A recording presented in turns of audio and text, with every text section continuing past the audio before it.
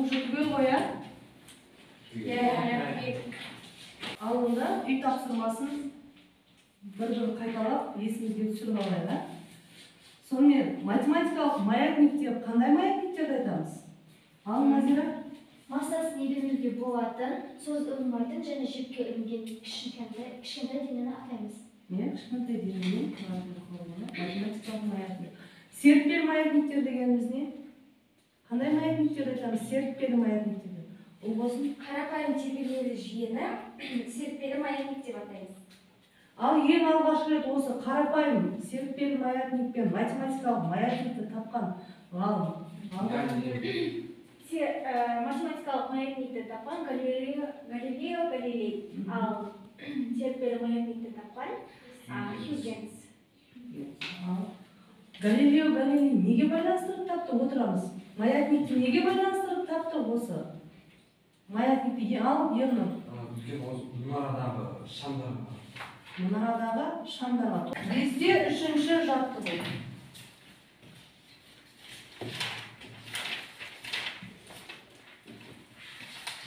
Болсын берілген оқыңыз. Тыңдаймыз қалғандарымыз. Массасы 400 грамм, жүк қатаңдығы 250 ньютон бөлінген метр серіппеде тербеледі. Тербеліс амплитудасы 15 сантиметр. Тербелістің толық механикалық энергиясын және жүктің ең үлкен қозғалыс жылдамдығын анықтаңдар.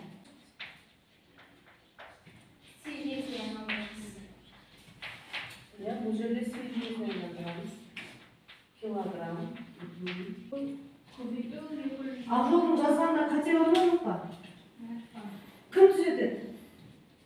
Кім түзетеді ақ жолдың қателігін? Жазу болсын. Екі жерді өшіп. Жоқ, ол өшмейді.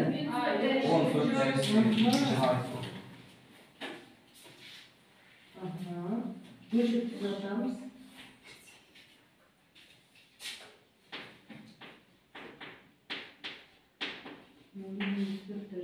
Енді епкеге дарғарып шығарамыз енді.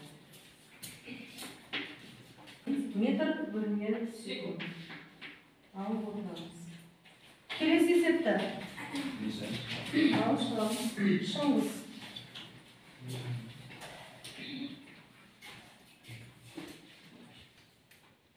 Берілген бірінші жазалап. Берілген.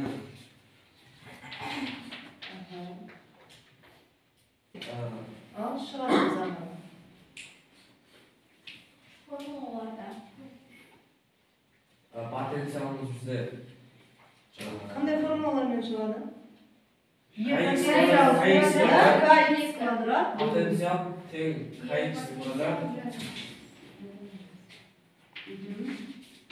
Е потенциалымыз тең болады. X квадрат. Та, қандай формуламен әрекеттестереміз? Кинетикалық әрекеттестереміз.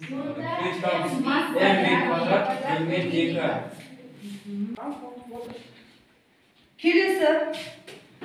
Ал ерге шерін ұшырамыз.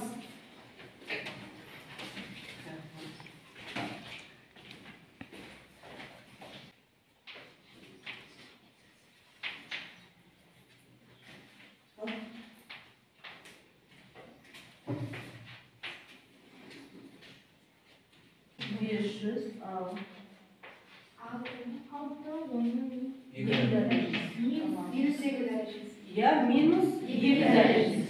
2-нің алдына минус қойылды.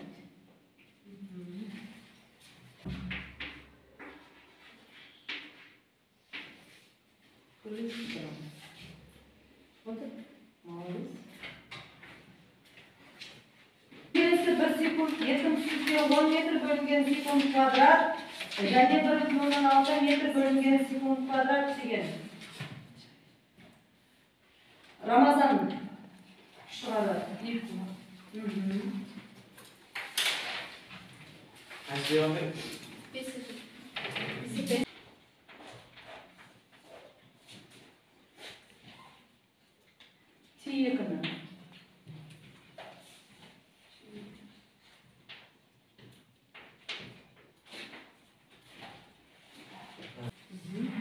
Сен формуланы алған, мыналарды алатын болғаннан кейін берілгенде осылардың міндетті түрде түсіруі керек. Түсіну ма? Мынандай есеп. Отыр. Келесі есеп. Шығамыз ал.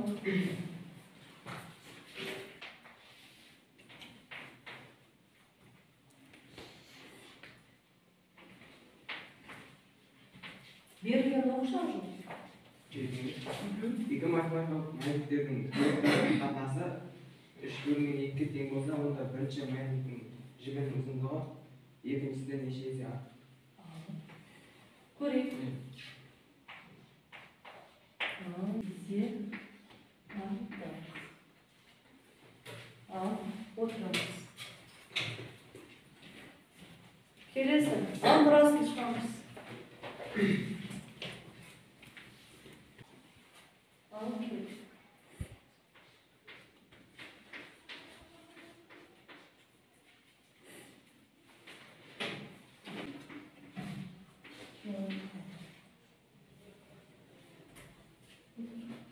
Дұрыс па? Есеп.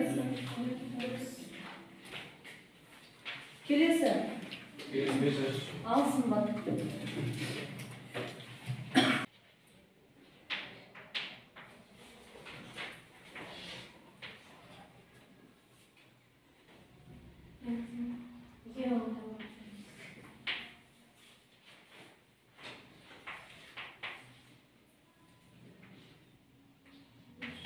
X1 және X2.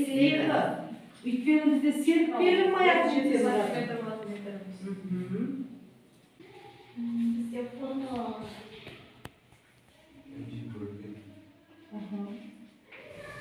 Қандай формулалармен табамыз?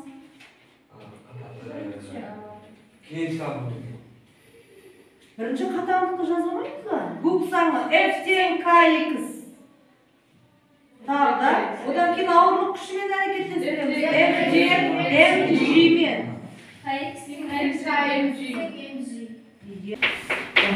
Ажарма жаз F тең mg.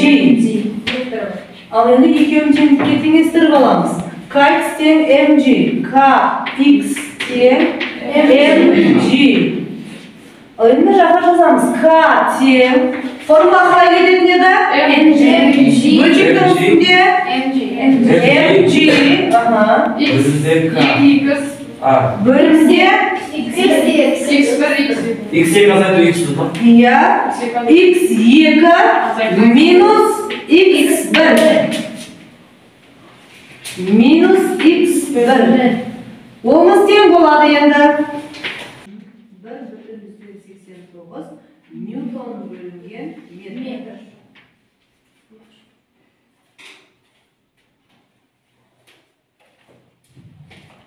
Ал соңғы есептің шығарып. Алыңызшы.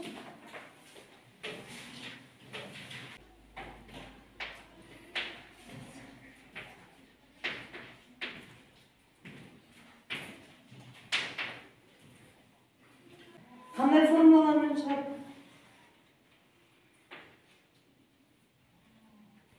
Қандай формулалармен шығады есеп? Екінің түбірге қатынасын табу керек. Иә.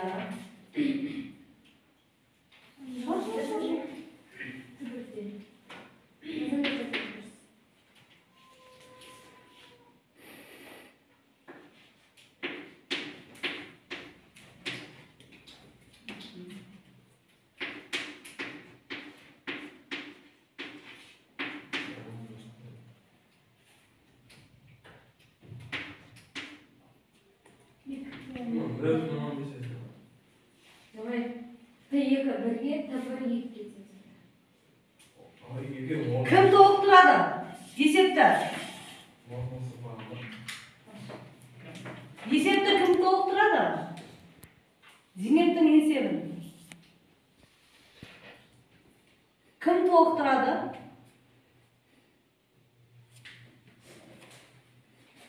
Бар ма толықтыратын? Бірінші қандай формулаларды жазу керек еді Зейнеп?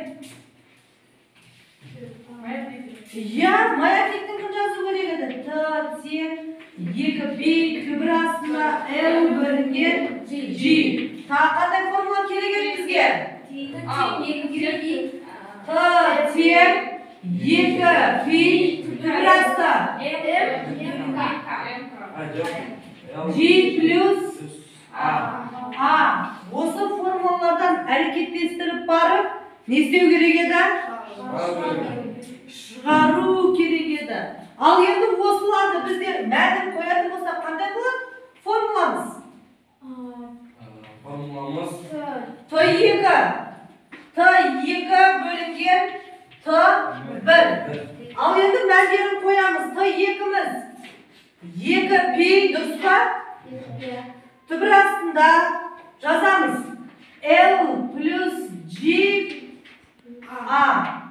Т1-міз қандай мәні?